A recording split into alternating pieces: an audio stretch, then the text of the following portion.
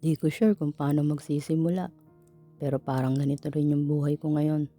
Empty, tahimik, back to basics. Ang dami nangyari this past few years. Right now, unemployed ako for few months already. And honestly, dati siguro mahihiya akong sabihin yun. Matatakot ako ng sobra. Pero ngayon, I think this phase of my life gave me something na matagal ko nang hindi nabibigyan ng oras. Yung sinasabi ng isip ko.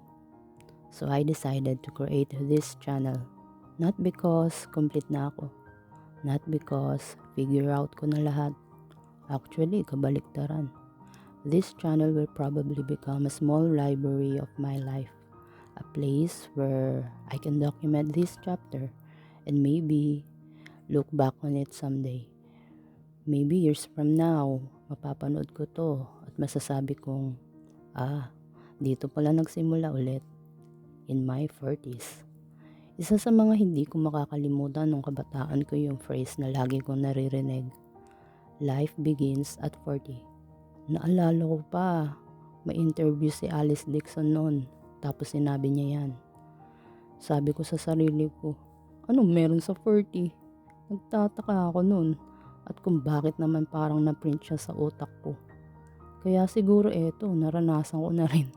Totoo nga, hindi ko naman akalain. Ewan ko kung gino-joke time lang ako ni Lord. Grabe naman kasi yung mga pagsubok. Pero I am grateful.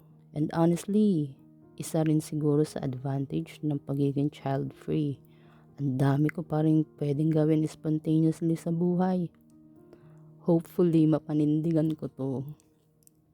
By the way, I'm lesbian in my 40s now, and I'm literally rebuilding a brand new life. I moved out from the house my partner and I used to share. And currently, nakikitira muna ako temporarily sa parents ko. Siguro, mahuhulaan nyo na kung anong nangyari. Yes, single na ulit ako. Pero, ayokong gawing drama channel to. Strictly no drama dito. Dapat. Madami lang talaga akong na-realize habang tumatanda. Na minsan, starting over isn't failure. Maybe it's just life asking us to rebuild differently. Nagkasakit, nag-resign, no backup plans. Rebuilding myself, starting over again. Pero siguro dala rin lahat ng lessons, failures, memories, at old versions ng sarili natin habang nagpapatuloy. And maybe, hindi naman masamang i-document yun. Actually, nagdadalawang isip akong gawin to. Kasi sobrang private kong tao. Pero sabi ko, bakit hindi?